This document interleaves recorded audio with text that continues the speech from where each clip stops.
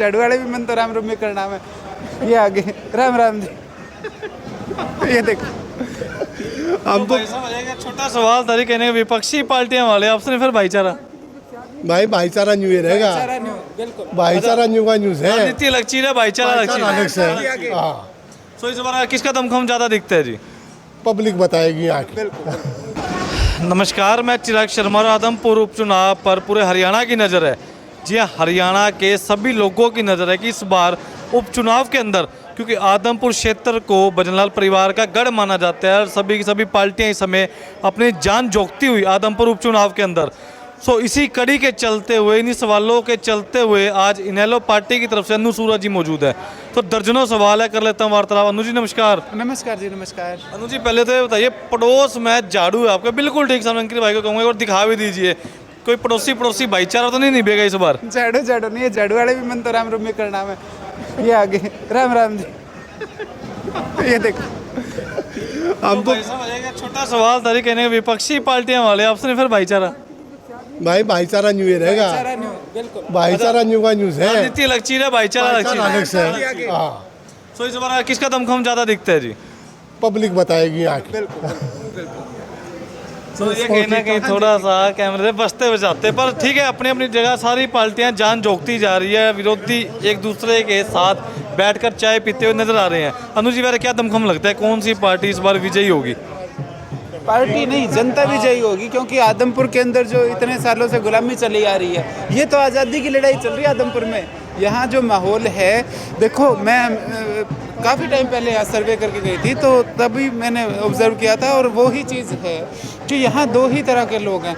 एक तो कुलदीप को वोट देने वाले और दूसरे कुलदीप के विरोधी। पर एक बात बताइए, कहीं ना कहीं अपना सामान MRP पर नहीं डिस्काउंट पर लो। और हिसार में डिस्काउंट कहाँ मिल रहा है ये जानो सेलट्रेंडिंग.com पर। विजिट सेलट्रेंडिंग.com, पहले कंपेयर करो फिर शॉप करो। भजनलाल परिवार का गढ़ माना जाता है आदमपुर क्षेत्र को, और ऐसी बातें कही जाती लोगों की तरफ से कि कोई भी पार्टी खड़ी हो जाए 90% जीत का सहरा बिश्नोई परिवार की तरफ होता है ज़्यादातर। इस चीज़ को किस प्रकार देखते हो, नकारोगे या स्वीकारोगे? देखो, उनके समर्थक तो यही बात कहेंगे। उनके समर्थक क्यों नहीं कहेंगे कि हमारा गढ़ है? वो तो कहेंगे ही, लेकिन गढ़ किसका है किसका नहीं है वो तो इलेक्शन का रिजल्ट डिसाइड करता है। ठीक है, पर एक बात बताइए, अगर बात करूँ इस दंगल में किन पार्टियों का टक्कर देख पा रही है आप? में कौन सी पार्टियां एक दूसरे को टक्कर दे रही है भारी मतों से? देखो, जो फैक्ट है, वैसे तो आमतौर पे जो आपको मिलेंगे, जो ये घाघ नेता होते हैं, ये तो कहेंगे कि हम एक तरफा है। मैं कहूँगी अभी त्रिकोणीय फाइट है, अभी त्रिकोणीय फाइट है, क्योंकि यहाँ के अंदर, यहाँ इस हलके के अंदर भजनलाल जी काफ़ी टाइम तक रहे हैं। हालांकि इन बच्चों ने बड़ी इमेज ख़राब करी है भजनलाल जी की, लेकिन भजनलाल जी काफ़ी टाइम तक रहे हैं, तो उनका भी एक बेनिफिट मिल रहा है कुलदीप के बेटे को। थोड़ा बहुत ट्रेडिशनल वोट सबका होता है। इसी तरफ आप देखोगे लोकदली गांव भी बहुत ज़्यादा हैं यहाँ पे, जगाण और ये अपना फ्रांसी, खासा माजन, ये जो गांव हैं, काली रामण, जगाण, ये अपना काजड़ा, ये सारे गांव हैं यहाँ, 15-20 गांव जो लोकदली गांव हैं। आप देखोगे एक बालसमंद था, वहाँ से हमारे कैंडिडेट ही हैं, वो भी काफ़ी बड़ा गांव है और काफ़ी बहुत ही अच्छा रुझान है बालसमंद से भी। तो त्रिकोणीय फाइट है जिसके अंदर लोकदल अच्छी पोजीशन में नज़र आ रहे हैं। पर विपक्षी दल बताते हैं कि इस बार इन चुनाव के अंदर ऐसी शिकस्त देंगे इंडियन नेशनल लोकदल को कि दोबारा 2024 में नाम नहीं लेगा उठने का। सो इस चीज़ को कैसे देखती हो? इस चीज़ को मैं ऐसे देखती हूँ कि मिले हुए हैं क्या? इंडियन नेशनल लोकदल जिसकी एक सीट है, उससे बड़ा दर्द हो रहा है विपक्ष को, चाहे वो बीजेपी है चाहे वो कांग्रेस है। हुड्डा साहब को ज़्यादा बीजेपी रड़क रही है या लोकदल, मेरे को ये समझ में नहीं आ रहा। तो ये तो आपको उनसे पूछना चाहिए कि आपको बड़ी तकलीफ़ दे रहा है लोकदल, क्यों? क्योंकि उन्हें पता है कि लोकदल का यहाँ पे वोटर है, वो वोट देगा। जी एक बात बताइए, वैसे अगर कुल मिलाकर बात करूँ, उपचुनाव को छोड़ भी दूँ तो 2024 का दंगल क्या कहेगा? वैसे क्या INLD विजय हो पाएगी या नहीं हो पाएगी? बिल्कुल, देखो मैं कहती हूँ कि INLD जो है वो पिछली बार सरकार बनाती है, अगर दुष्यंत ने जो किया वो ना किया गया होता तो। उसके बावजूद देखो, पार्टी जब ऐसी स्थिति से गुजरती है तो वोट बैंक बिखरता है। बिखरने के बावजूद एक सीट तो अभय जी के पास है, 10 सीट उनके पास हैं। जब वो वोटर जब अब वापस आ गया है तो हम 15 से 20 सीट पे तो उसी दिन आ गए थे जिस दिन इन्होंने पीपली में लठ मारे थे किसानों के।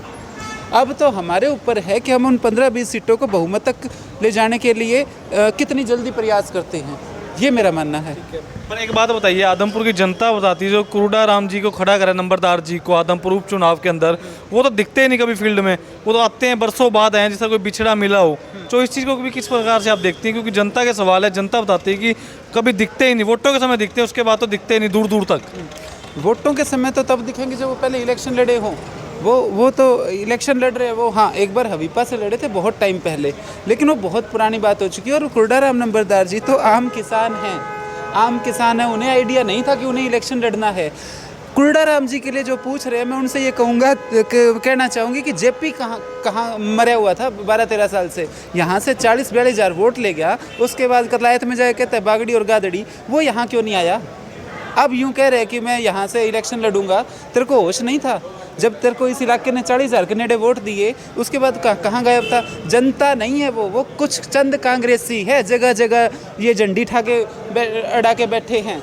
मैं भली बात जानती हूँ, उनको यूँ कह दो कितना ही मानसिक दबाव बना लो, लोक दल वाले तुम्हारे दबाव में नहीं आने वाले।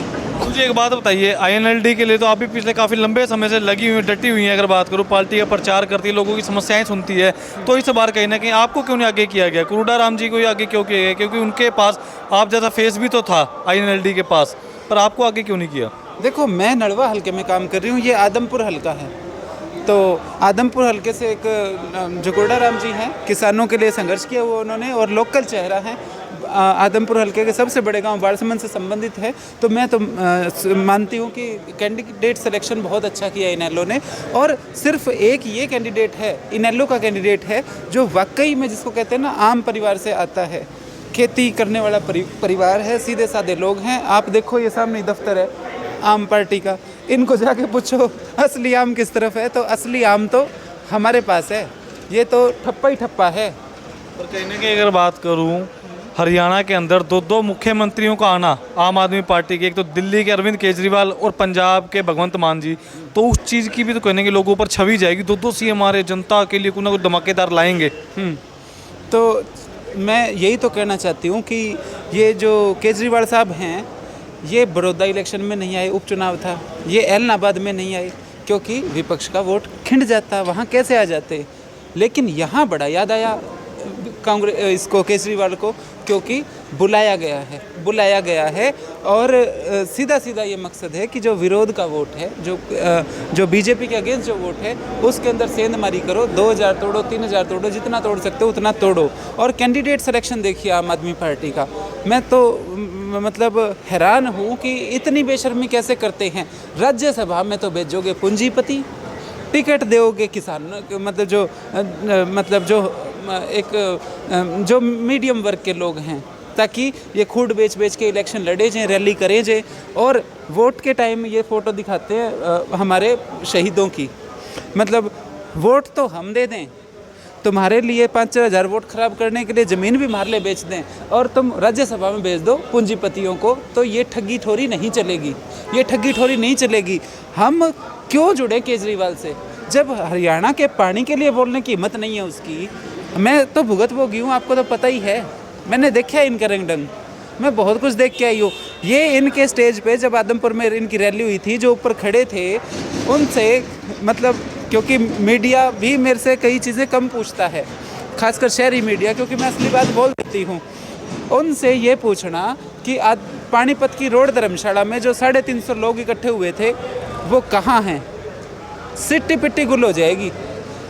पानीपत की रोड धर्मशाला में पिछले विधानसभा चुनाव से पहले 350 लोग इकट्ठे हुए थे, वो किस लिए इकट्ठे हुए थे और आज वो कहाँ हैं। और किसी भी आम पार्टी से जो अभी आया ही टिकट के लिए, उसको तो पता क्या अन्नू कौन है, लेकिन कोई भी 5-7 साल 10 साल पुराना कोई पार्टी का है, उससे पूछो अन्नू सूरा ठीक है या गलत है, वो अपने आप जवाब दे देंगे। अब आप यहाँ आदमपुर हल्के में देखो, आप जो ये हैं जो पुराने वर्कर थे, छोड़ के भाग गए, छोड़ के, आपने तो देखा है, वो उन बच्चों को मैंने देखा है। मैं आदमपुर आया करते, यहाँ उड्डा पार्क है आदमपुर में, यहाँ पे हम प्रोग्राम ऑर्गेनाइज करते थे। तो ये अमनदीप टांडी होता था, एक प्रमोद बसवाना होता था, एक हमारे शर्मा जी होते थे, और एक और होता था व्यक्ति, छिप्पा सरनेम था उनका। तो मतलब बहुत लोगों के साथ इमोशनल अत्याचार किया इस पार्टी ने। इवन मैंने जो इनके जो राज्य संभाल रहे हैं लोग, उन्होंने ऑन माय फेस ये कहा हुआ है कि जब हमने ये कहा कि आपको अगर इन बागड़ बिल्लों को टिकट देनी है तो आप ये अखबारों में ये क्यों देते हो कि हम रिक्शा वाले को टिकट देंगे, हम दुकानदार को टिकट देंगे। तो इतने बेशरम जवाब हमने सुने हुए हैं कि देखो वो तो करना पड़ता है, राजनीति है। तो कम से कम झूठ तो मत बोलो। इनेलो को देखो आप, कुरड़ा राम जी आम परिवार से आते हैं, इनेलो ने टिकट दी। इससे पहले आप देखोगे नलवा हल्के में रणबीर गंगवा घर से कौन लेके आया, इनेलो पार्टी। आप देखो बरवाड़ा के अंदर वेद नारंग किस आम परिवार से टिकट किसने दी, इनेलो ने। अपना अनूप धानक जी टिकट किसने दी, इनेलो पार्टी ने। उससे पहले आप देखोगे संपत सिंह आम परिवार से 2.5 किले का जमींदार, टिकट किसने दी, इनेलो ने। सुमित्रा महाजन को राज्यसभा में भेजा, इनेलो ने। रणबीर गंगवा को हारे हुए को राज्यसभा में भेजा, इनेलो ने। अब जीतने के बाद इनके पंख निकल आते हैं। अरे कम से कम चुप तो रह जाओ। रणबीर गंगवा जी ने तो इतनी भी लिहाज नहीं रखी, इलाहाबाद में जाके हमारा विरोध कर रहा है। भैया तेरे को घर से निकाल के लाने वाले लोग हैं, चुप तो खींच जा। लेकिन समझ इतनी। तो इनेलो ने तो गरीब का, कमज़ोर का हमेशा साथ दिया है। और ये आम पार्टी का आम देख लो आप, आम पार्टी वालों से ही पूछ लो कि क्यों छोड़ के जा रहे हो। क्योंकि आम का तो सिर्फ नाम है, आम का तो सिर्फ नाम है।